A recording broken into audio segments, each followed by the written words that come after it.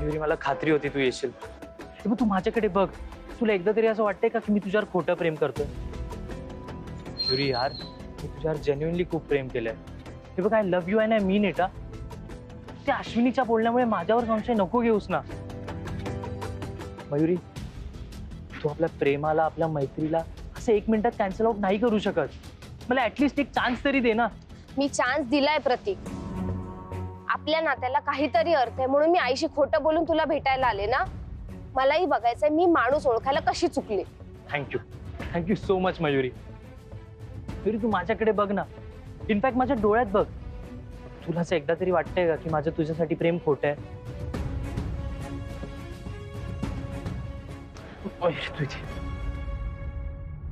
I swear Mayuri तुझ्या आधी माझ्या बऱ्याच मैत्रिणी होत्या आणि तुला माहिती ना मी किती एक्स्ट्रोवर्ट आहे.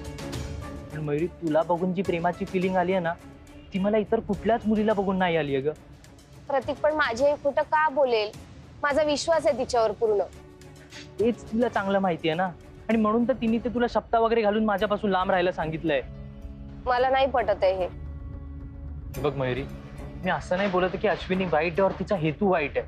अगं ती जस्ट इन्सिक्युअर झाली आहे आणि तुला माहिती का तरुण मुलीच्या आया ना अशा इन्सिक्युअर होत असतात आणि आपल्या पॅरेंट्सला कधी कधी विश्वास नाही बसत ग आपल्या डिसिजन्सवर. प्रतीक पण माझ्यात आणि माझ्या आईमध्ये खूप छान मैत्रीचं नातं आहे. मग ती काय इन्सिक्युअर होईल? कारण तिला असं वाटत असेल ना की तुझं नुकसान होऊ नये. हे बघ अश्विनीने काल मला एका ठिकाणी बोलवलं आणि मी गेलो सुद्धा. मला काय माहिती होतं ती तिथे गेल्यावर माझ्यावर असा बॉम्ब पडेल. तिने मला सरळ विचारलं की तुझ्या आणि मयुरीमध्ये काय चालू आहे. I was literally shocked Mayuri. कारण की असं घरी वगैरे सांगायचं असं आपलं काहीच ठरलं नव्हतं ना. पण मी तिला सांगून टाकलं. म्हणजे त्यात लपवायची काय गरज आहे ना. आपण दोघं एकमेकांवर प्रेम करतो. मी तिला हे सांगितल्यानंतर मला अश्विनी बोलायला लागली म्हणजे तू मुद्दाम हे सगळं केलंस का? मुद्दाम आम्हाला घर दिलंस का? मुद्दाम तू मयुरीची हेल्प केलीस का? मी खूप नाही म्हटलं. पण अश्विनीने हे ठरवूनच टाकलेलं की मी हे सगळं तुझ्या लाईफमध्ये येण्यासाठी केलं. प्रतीक माझी आई कोणावरही विनाकारण आरोप करणार नाही. आणि ती तुझ्याबद्दल बोलते ना म्हणजे काहीतरी तथ्य आहे त्याला. म्हणजे तुला अजूनही हेच वाटतंय ना की माझं तुझ्यावर खोटं प्रेम आहे? मयुरी मी खूप सिरियस आहे का आपल्या बाबतीत. तुला माहितीये माझे बरेच ड्रीम्स आहेत. मी ना आपला संसार आपलं घर सगळं इमॅजिन करतो ग. तुला आठवतंय मी तुला सांगितलं होतं की मी खूप आनंदात आहे आणि तुला नंतर सांगेन काय ते. हो आठवतंय. मयुरी मी आपल्यासाठी आपल्या फ्युचरसाठी काहीतरी प्लॅन केलंय. तेच दाखवायचं होतं मला तुला. काय?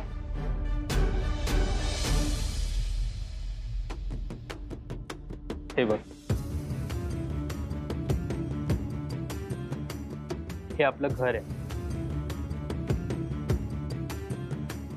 आपलं घर? मयुरी मी ना खूप छान फ्लॅट्स मध्ये राहिलोय ग. पण तुला माहितीये त्या घरांना त्या फ्लॅट्सला घर पण कधी येतं जेव्हा तिथे राहणारी लोक आपल्याला कनेक्टेड असतात.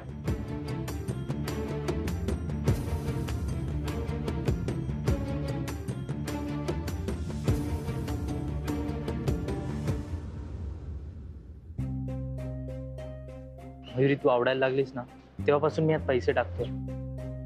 तुला माहिती मी आपल्यासाठी आपल्या घरासाठी एक सेव्हिंग सुरू केली आहे. मला कधीच वाटलं नव्हतं की माझी सेव्हिंग या लेवलला जाईल. पण म्हणून मी छोटी सुरुवात केली. मयुरी पण तुला माहिती आता मी ना एक प्रॉपर बँक अकाउंट खोलणार आहे. हो कारण की प्रत्येक वेळी मोठा खर्च करायला लागलो ना तुझा आणि घराचा चेहरा समोर येतो. सो म्हणून मी आता पैसे हातच टाकतो. तुला माहितीये मला ना खरंच इमॅजिन होतं ग आपलं घर. आपल्या घरासोबत आपल्या घराची पार्टी सुद्धा इमॅजिन होते. मी ना आपल्या घराच्या बाहेर एक झाड लावणार आहे आणि त्या झाडावर ना मी माझ्या हाताने कार्व करणार आहे आपल्या दोघांचं नाव. तुझं आडनाव वाघमारे आहे का? हा? तू माझ्या फॅमिली सारखं का बोलतोयस? मयुरी मी ना मला तुझ्या फॅमिलीतलाच मानतो का? मला सांग नाहीये का मी? अरे तसं नाही. मला पण तू खूप जवळचा वाटतोस. पण मग काय इतका विचार करतेस मयुरी? माझं जेन्युइनली तुझ्यावर खूप प्रेम आहे. मला सगळं कळतंय प्रतीक. पण मला हे कळत नाहीये की मी हे सगळं माझ्या आईला कसं पटवून देऊ. ओके मला फक्त तुझ्या समोर माझी बाजू मांडायची होती. हे बघ आय नो तू फक्त आणि फक्त तुझ्या आईचं ऐकतेस. पण मयुरी मला तू जेन्युइनली आवडतेस का? मला माहिती आपण आता एकत्र नसणार आहोत पण मला फक्त तुझ्यासमोर बोलायचं होतं आणि तुम्हाला ती संधी दिलीस म्हणून थँक्यू. पण एक लक्षात ठेव, मी असा मुलगा नाहीये ग ज्यांनी तुझा गैरफायदा उचलला. मी कायम तुझ्यावर प्रेम केलंय. आता तू तुझा डिसिजन घ्यायला मोकळी आहेस. मी तुला आता माझा कधीच चेहरा नाही दाखवणार मयुरी.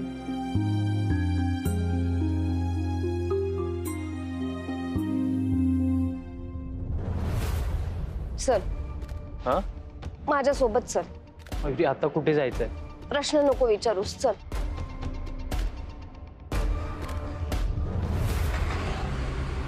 Thanks jenny. अगं मी नसताना खूप छान पार्लर सांभाळलंयस तू. खरं तर नाशिकवरनं आल्यावर ना मी परत येणारच होते, पण घरी एक अर्जंट काम आलंय ना, त्यामुळे मला नाही येता येणार. हो मी उद्या नक्की येते पार्लरला. सॉरी आणि थँक्स पण हा जेनी. नाही काय येता येणार, कामाकडे लक्ष दे, मी आहे ना इकडे घरी. तसं नाही हो, मला ना या घरात एक क्षणही थांबायचं नाहीये. नवीन घर शोधण्यासाठी आता एक क्षण क्षण महत्वाचं. कारण ह्या घरात जितका जास्त वेळ आपण राहू ना, तितकीच परिस्थिती हाताबाहेर निघून जाईल.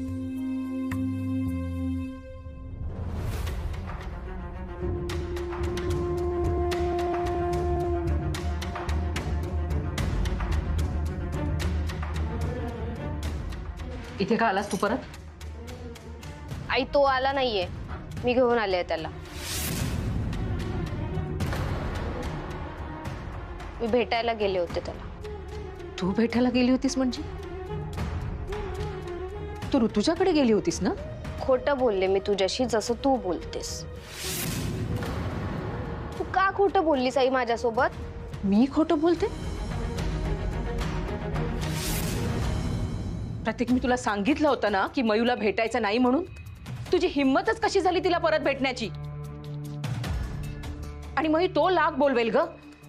तू का गेलीस त्याला भेटायला? कारण मला त्याची बाजू ऐकायची होती. ज्या मुलासोबत मी इतके दिवस बोलते, ज्याच्यावर मी प्रेम केलं, ज्याच्यावर मी इतका विश्वास ठेवला, तू खोटं बोलतोय हे इतकं अचानक कसं पचवू मी? मी हेच बघायला गेले होते की कोण खरं आणि कोण खोटं. मयुरी पण आम्हाला सांगून. तुम्हाला सांगितलं असतं, आईने परमिशन दिली असती का? नसती दिली. त्यात तिची चूक सुद्धा म्हणता येणार नाही, कारण ती खूप इनसिक्युअर होते माझ्या बाबतीत. पण बाबा तुम्हाला माहिती आहे का, बरं झालं मी गेले म्हणून मला समजलं तरी की काय खरं आणि काय खोटं आहे ते. बस झाला मयू, बस. काय करायचं ठरवलंयस प्रतीक तू? आणि का का असं करतोय सगळं सांग ना मला. माझ्याच मुलीला माझ्याबद्दल काहीतरी खोटं नाटं सांगून माझ्या विरुद्ध भडकवतोयस तिला तू. अरे किती खोटारडेपणा करशील, किती खालच्या पातळीवर उतरशील सांग ना. तू ना आताच्या आता. आई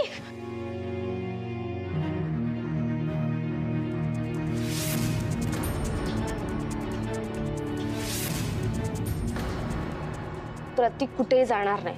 मयू हात सोड. मयू मी तुझी आई आहे, माझ्याशी नीट वागायचं. खोटं बोलणारी आई.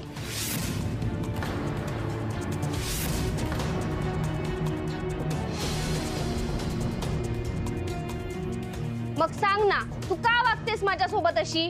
का खोटं बोलतेस माझ्याशी?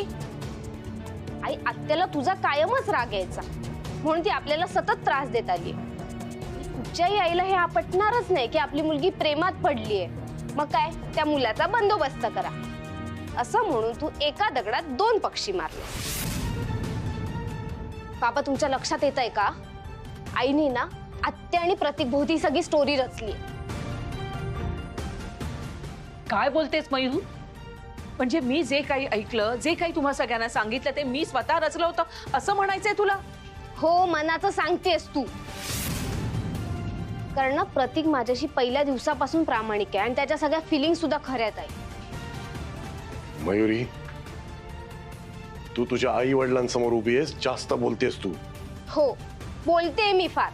कारण ना सगळं व्यवस्थित असताना अचानक तुम्ही असं आरोप करते माझ्या जवळच्या व्यक्तीवर, तेही विनाकारण. मी प्रेमात पडले आई, आणि हे मी तुला सांगायला पाहिजे होतं, हे मी मान्य करते. मी सांगितलंही असतं, पण ना तुला आत्याकडून ते आधी कळालं ना, त्याचा तुला राग येतोय, हे लक्षात येतंय माझ्या.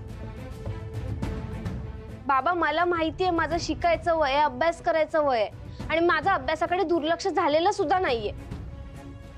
मी असं डोक्यात वारा गेल्यासारखं प्रतीकच्या मागे बसून फिरत सुटलेले नाहीये. मला माहितीये मला माझा अभ्यास करायचाय, शिक्षण करायचंय, करिअर करायचंय, सगळं माहितीये.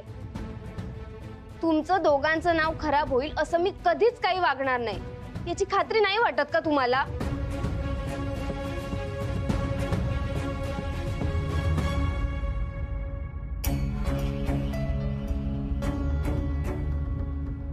काय बोललास माझ्या मुलीला? घरातनं बाहेर पडली तेव्हा नॉर्मल होती ती, आणि आता घरी आली तर तिच्या मनात तिच्या आईविषयी इतका राग आहे. एक्झॅक्टली तिच्या डोक्यात काय भरवलंयस तू? बाबा तुम्ही त्याला असं का बोलताय, का टार्गेट करताय तुम्ही त्याला? हे बघ प्रतीक, तू माझ्या फॅमिलीला खूप सपोर्ट केलेस, आमची खूप मदत केलीस. आमच्या डोक्यावर छप्पर नव्हतं तेव्हा हे घर आम्हाला राहायला दिलंस. माझ्या कामात मला मदत केलीस, म्हणून आतापर्यंत मी शांत आहे. तुझ्या जागी दुसरं कोणी असतं ना, आतापर्यंत या श्रेयस वाघमाने त्याचे हात पाय तोडून त्याच्या हातात दिले असते. तू जे काही केलेस माझ्या फॅमिलीसाठी, जे काही उपकार केलेस आमच्यावर, त्याचा विसर मला पडून देऊ नकोस. I request you. बाबा तुम्ही त्याला असं काही बोलू शकत नाही. तो रस्त्यावरचा कोणी रॅन्डम मुलगा नाहीये. माझं प्रेम आहे त्याच्यावर. अरे प्रतीक बोल ना काहीतरी. का फसवतोयस तिला? बोल. अरे गप्प कायस तू? सांग तिला की तू आणि शिल्पीने मिळून हे सगळं प्लॅनिंग केलं होतं आणि शिल्पीने तुला पैसे दिले होते तिच्यावर प्रेमाचं नाटक करण्यासाठी. प्रतीक खरं बोल, खरं सांग तिला. आणि ते सगळे पैसे घेऊन तू लंडनला पळून जाणार होतास. अरे सांग ना, गप्प कायस तू?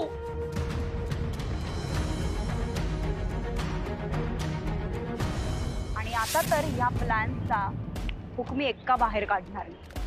तू नक्की काय करणार आहेस शिल्पी?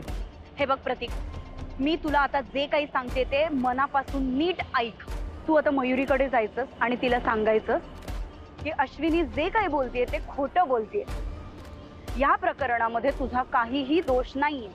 तुझं तिच्यावर म्हणजे मयुरीवर जेन्युइनली प्रेम आहे. कसं आहे ना प्रतीक, अर्धसत्य बोलण्यामध्ये जी मजा आहे ना, ती धादंत खोटं बोलण्यामध्ये कधीच नसते. त्यामुळे तू आता मयुरीपासून दुरावला गेलाय, त्यामुळे ऑलरेडी तू खूप हळवा झालाय. त्यामुळे जेव्हा तू तिच्या समोर सांगशील की तुझं तिच्यावर खूप प्रेम आहे, तेव्हा तुझ्या चेहऱ्यावर येणारा निरागसपणा, खरेपणा, सच्चेपणा हा मयुरीपर्यंत छान पोहोचेल. कारण हे बघ, मी तुला कितीही सांगितलं तरी तू मनापासून ऍक्टिंग तर काही करणार नाहीस. हा, त्यामुळे काय झालंय ना, या सगळ्या प्रकरणामध्ये तुझं तिच्यावर असणारं खरं प्रेम तर मला खूप उपयोगी पडणार आहे. त्यामुळे तू आता असं कर, तू मयुरीला जाऊन सांग की जेव्हापासून तू अश्विनीकडे म्हणजे तिच्या आईकडे तुमच्या दोघांच्या प्रेमाची कबुली दिली आहेस, तेव्हापासून तिला काही हे सगळं पटलेलं नाहीये आणि त्यामुळे ती मुद्दाम घरच्यांसमोर हे सगळं असं रचून सांगते. ओके? मी असं काहीच करणार नाही या शिल्पी. का रे? ऐक ना, एक नंबरची हलकट बाई आहेस तू शिल्पी. मी ना आताच्या आता मयुरीच्या घरी जाणार आहे आणि अश्विनीची माफी मागणार आहे आणि तिला जे काही सत्य आहे ना ते सगळं सांगणार आहे. असं काहीही करू शकत नाहीस. का करू शकत नाही? हे बा, अश्विनीचा जो गैरसमज झालाय ना तो तुझ्या हलकटपणामुळे झालाय. आणि तू अश्विनीला फक्त तुझी बाजू सांगितली. अरे माझी बाजू मांडायची अजून वेळ कुठे आली आहे मला? हो ना, पण मयुरीवर तुझं प्रेम आहे हे दाखवण्यासाठी तर तू माझ्याकडनं पैसे घेतले होतेस, ते तर आपण नाकारू शकत नाही. हो की नाही? आणि आता माझं मयुरीवर खरं प्रेम आहे हेही तितकंच खरं आहे. हो, पण आता बाळा वेळ निघून गेली ना रे. त्यामुळे आता अश्विनी काही तुझं ऐकत नसते. सो मी जे तुला सांगतेय ना ते कर तू. मी आपलं काहीच करणार नाही. ठीक आहे, काही नको करूस, पण हे फोटोज तरी बघून जा.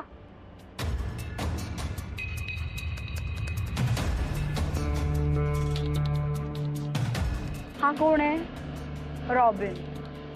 आणि ही कोण आहे? तुझी लाडकी मयुरी. आता हा साधारण तिच्यासोबत काय करणार आहे याचा हा फोटो बघून अंदाज आला असेल ना? तुझ्या या धमक्यांना बंद ठेवशील तू. मला मुळात ना तुझ्या धमक्यांवर विश्वासच नाही. कारण कसं आहे ना, शेवटी मयुरी तुझी भाची आहे. आणि हे जे तू सगळं करतेस ना, हे सगळं मला फसवायला करतेस, मला घाबरवायला करतेस. प्रतीक, तू मला अजून ओळखलंच नाहीये. या जगात जर मला कोणाबद्दल प्रेम वाटत असेल किंवा कळकळ वाटत असेल तर ते फक्त आणि फक्त संजू बद्दल. आणि माझ्या संजूला आणि मला वेगळं करण्याची खूप मोठी चूक तुझ्या अश्विनीने केली आहे. त्यामुळे तिच्या मुलींबद्दल सिंपती तर सोडूनच दे रे, पण इतका तिरस्कार आहे ना मला माझ्या मनात त्या दोघींबद्दल. तरी तू मयुरीला मारू शकत नाही. मारायची गरजच काय आहे? मुलींच्या आयुष्यात एक गोष्ट अशी असते की जी केल्याने त्या पुढचं आयुष्य फक्त ढकलतच जगतात. शिल्पी, ए, हात खाली. मला बोट दाखवायची नाहीत आणि माझ्यावर अरेरावी करायची नाही. मी काय करू शकते याचा तुला अजून अंदाज नाहीये. जरा माझ्या डोळ्यात बघ. माझ्या डोळ्यात त्या अश्विनी बद्दल जो राग आहे, जो संताप आहे, जी चिडचिड आहे, ती तुला ह्या जगात कोणाच्या डोळ्यात दिसणार नाही. कारण माझ्या आयुष्याचा मोटो एकच आहे, माझं ध्येय एकच आहे, अश्विनी वाघमारेची बर्बादी. आणि ते तर मी करीनच, ऍट एनी कॉस्ट मी ते करीन. पण मयुरीला वाचवणं तुझ्या हातात आहे. हे बघ, मी जे तुला सांगितलंय ते तू तिला जाऊन सांग. निदान तिच्या आयुष्याची तुला काळजी असेल तर एवढं कर. नाहीतर तिच्या आयुष्यात जे काही होईल त्याला जबाबदार फक्त आणि फक्त तू असशील. कळतंय तुला हे? हे बघ प्रतीक, मी जे तुला सांगते ना त्यात खरंच तुझाही फायदा आहे. कारण त्या निमित्ताने तुला तुझ्या मनात तिच्याबद्दल काय आहे हे सांगता येईल. आणि तिच्या आयुष्यात, तिच्या मनात तुझी जागा फिक्स होईल. शांतपणे विचार कर. एक खरं आणि मयुरीची बर्बादी, पण एक खोटं आणि मयुरीचं सेफ आयुष्य. Look at the brighter side. Think about it. The choice is yours.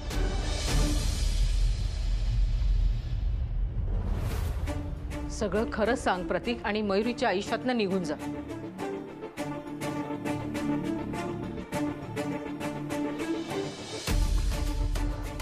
हे बघ मयुरी, माझं ना तुझ्यावर खरंच खूप प्रेम आहे आणि कायम राहील. मी तुझ्याशी प्रेमाचं खोटं नाटक नाही केलंय. प्रतीक, मी तुला खरं बोलायला सांगितलंय. मी खरंच बोलतोय अश्विनी. हे बघ, माझ्याकडे सध्या बोलायला एवढंच आहे. मयू, मी तुला याआधीही सांगितलं होतं की प्रतीकने तुला गुंगीचं औषध दिलं होतं, त्यामुळे तू बेशुद्ध पडली. अश्विनी, मी असं का वागेन मयुरी सोबत? हे बघ, मला मान्य आहे की तुझा आमच्यावरती राग आहे. इनफॅक्ट आम्ही आमच्या रिलेशन बद्दल तुम्हाला आधीच सांगायला हवं होतं, पण म्हणून तू माझ्यावर इतके घाणेरडे आरोप करशील? प्लीज असं नको करूस अश्विनी. प्रतीक, खरंच मला ना तुझी खूप चीड येते. किती खोटारडा आहेस रे तू. मला असं कधीही वाटणार नाही की तू आणि मयू एकत्र यावं. बघितलंस प्रतीक, आत्ता खरं बाहेर पडलं. हेच कारण आहे आईला ना आपल्या दोघांना एकत्र बघायचंच नाही. तू जर खरं बोलत असतीस ना तर तू पुरावा दिला असता. आहे का तुझ्याकडे पुरावा? मयुरी, स्वतःच्या आईकडे पुरावा मागतेस तू? हो, आणि तिने जर पुरावा दिला ना तर मी प्रतीकला माझ्या आयुष्यातून कायमचं जायला सांगेन. मग सांग त्याला जायला तुझ्या आयुष्यात ना. तुझी आई कधीच खोटं बोलत नाही, हे माहितीये ना तुला. एवढं पुरेसं नाहीये तुझ्यासाठी? नाही बाबा, या केसमध्ये नाही. कारण या केसमध्ये मला आवडणाऱ्या दोन्ही व्यक्ती अगदी विरुद्ध बोलतात. त्यामुळे मी पुराव्याशिवाय कोणताही निर्णय नाही घेऊ शकत. आई, तुझ्याकडे पुरावा असेल तर दाखव मला. ठीक आहे अश्विनी, प्रतीक आणि मयुरीच्या बाबतीत काय करायचं हे आई बाप म्हणून आपण ठरवूच. पण आता जर हा मॅटर संपवायचा असेल तर तुला काहीतरी पुरावा त्यांना दाखवावाच लागेल. तुझ्याकडे असा काही ठोस पुरावा आहे? हो आई, खरंच दाखव. आहे का पुरावा?